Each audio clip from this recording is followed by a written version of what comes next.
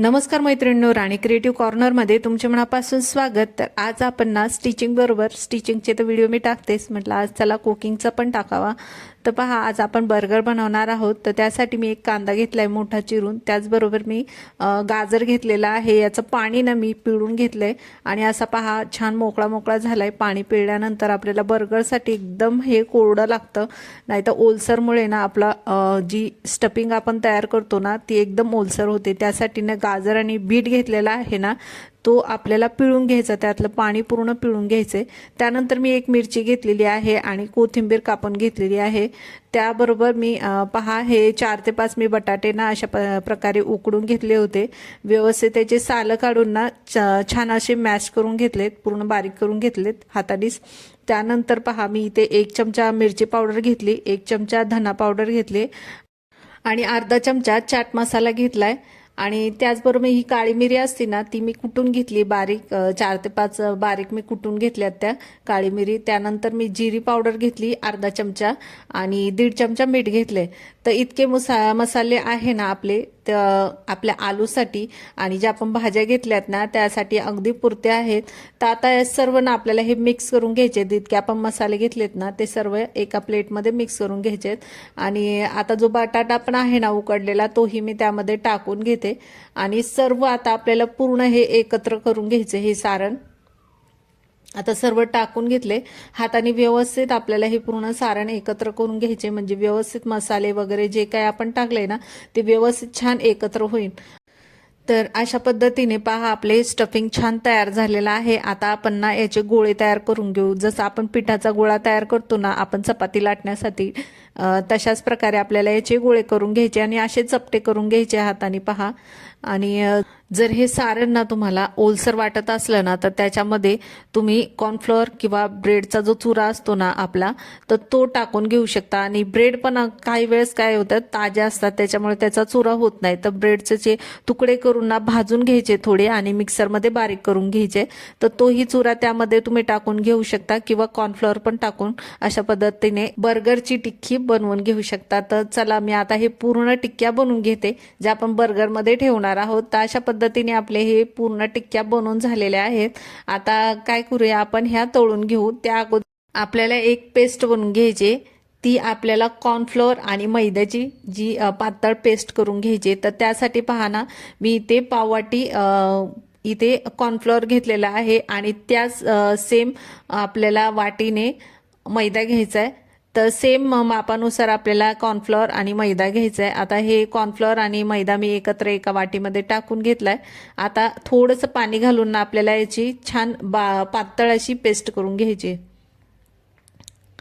आता ही जी पूर्ण पेस्ट करून घेते छान, पूर्ण जे गोठळे वगैरे काय दिसतात ना ते आपण पाणी टाकून ना व्यवस्थित त्या काढून घेऊ, त्याच्यामध्ये पातळ अशी पेस्ट करून घेऊ।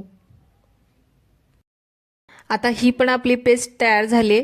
त्यानंतर मी घेतलेला आहे ब्रेडचा चुरा। आता ब्रेड मी आणले होते तेव्हा ते ना जरा थोडे नरम होते, ताजे ब्रेड असले ना ते नरम असतात, तर त्याला ना थोडेसे असे कुरकुरीत करण्यासाठी तव्यावरती थोडेसे असे भाजून घ्यायचे, एकदम कमी गॅसवर भाजून घेतले ना मग ते असे जरा कडक होतात। त्यानंतर मी मिक्सरच्या भांड्यामध्ये टाकून ना अशी बारीक ते चुरा करून घेतलाय ब्रेडचा।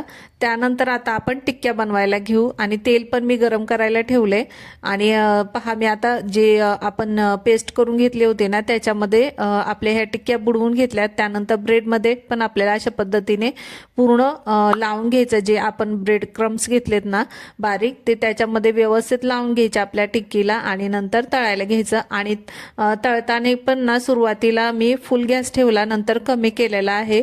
त्यानंतर आता ह्या टिक्क्या त्याच्यामध्ये सोडून घेते। आता एक एक करून ना आपण टिक्की त्याच्यामध्ये सोडून घेऊ, म्हणजे जितके बसतील तेवढ्याच आपल्याला टिक्क्या टाकायच्यात आणि मध्यम गॅसवर आपल्याला ह्या तळून घ्यायच्यात। आता एका साईडने पहा छान लालसर झालेत, आता पलटी करून ना दुसऱ्या साईडने पण अशाच पद्धतीने आपल्याला मध्यम गॅसवर ह्या तळून घ्यायच्यात। तर पहा आता दोन्ही साईडने व्यवस्थित मी आता तळून घेते आणि जास्त फुल गॅस ठेवला ना तर वरून पहा असे जरा जास्त लालसर होतील, त्यासाठी मध्यम गॅसवर आपल्याला ह्या तळून घ्यायच्यात। तर टिक्कीला ना पहा मी आलटीपलटी करून ना खालून वरून दोन्ही साईडनी व्यवस्थित मी तळून घेतलेल्या आहे। छान आपल्या ह्या टिक्क्या तयार झाल्यात, पहा छान रंग पण आलेला आहे। आता आपण ह्या काढून घेऊ तर अशाच पद्धतीने बाकीचे पण राहिलेले ना टिक्क्या आपल्याला अशा पद्धतीने खालीवर करून व्यवस्थित तळून घ्यायच्या। जे कॉर्नफ्लोअर आणि मैद्याचा आपण पेस्ट करून घेतली त्याच्यामध्ये अगोदर बुडवून घ्यायचं, नंतर ब्रेड क्रम्समध्ये पूर्ण बुडवून व्यवस्थित लावून ना नंतर तळून घ्यायच्या। तर अशा पद्धतीने पूर्ण आपल्याला ह्या टिक्क्या तळून घ्यायच्या। तर मुलांना घरच्या घरी पहा अशा पद्धतीने तुम्ही जर बनवून दिलं ना तर खूप आवडीने खातील। बाहेरून आणण्यापेक्षा आपण हे घरच्या घरी छान असे बर्गर बनवू शकतो। तर पहा आता राहिलेली जी टिक्क्या आहेत ना त्याही मी टाकून घेते आणि व्यवस्थित तळून घेते।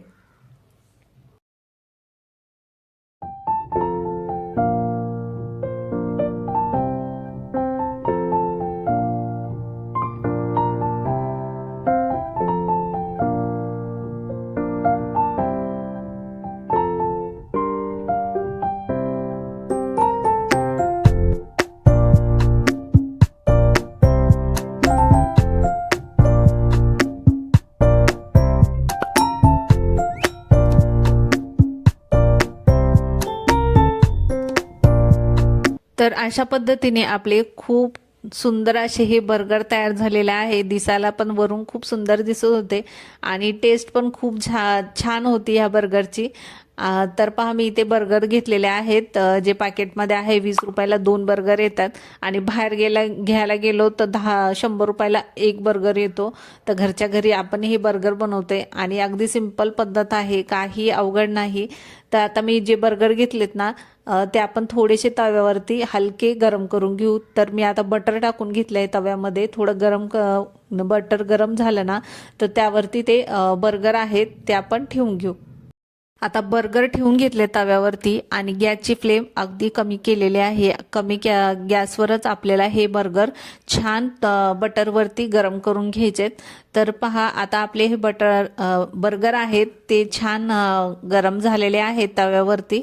आता ना आपण एक एक काढून घेऊ आणि छान बर्गर बनवून घेऊ। तर पहा आता बर्गरचा पीस मी हे तव्यावरचे जे काढून घेतलेले आहेत बर्गर एका प्लेटमध्ये आणि आपल्या टिक्क्या पण तयार झाल्यात। आता आपण बर्गर बनवून घेऊ।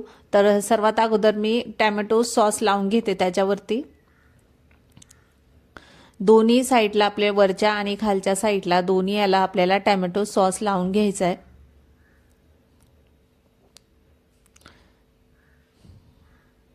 त्यानंतर मी हे वेज मेयोनीज घेतलेला आहे, आता तेही आपल्याला त्याच्यावरती टाकून घ्यायचंय आणि व्यवस्थित पसरून घ्यायचंय त्याच्यावरती। याने पण टेस्ट आपली खूप छान येते बर्गरला। आणि बर्गरमध्ये हे मेयोनीज वगैरे तर टाकतातच। तर अशा पद्धतीने पहा मी हे बर्गर केले होते, खूप टेस्टी झाले होते। तुम्ही पण घरी नक्की ट्राय करा हे बर्गर। अगदी सिंपल आहेत, घरच्या घरी आपण हे बनवू शकतो बाहेरून आणण्यापेक्षा।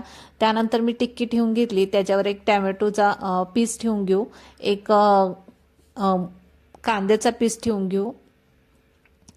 अशा पद्धतीने गोल कापून घ्यायचा म्हणजे छान दिसतं। त्यानंतर तुम्ही कोबीचे जे वरचे साल असतात ना ते पण ठेवून घेऊ शकता आणि चीज घेतले स्लाइस ते मी ठेवून घेते त्याच्यावरती। त्यानंतर वरती आपल्याला त्याच्यावरती मेयोनीज लावून घेऊ शकतो किंवा अशा पद्धतीने ना नाही मेयोनीज लावलं ना तरी पण चालतंय। त्यानंतर बर्गरचा जो वरचा पीस आहे तो ठेवून घेतलाय। तर अशा पद्धतीने आपलं हे बर्गर खूप असं सुंदर तयार झालेला आहे।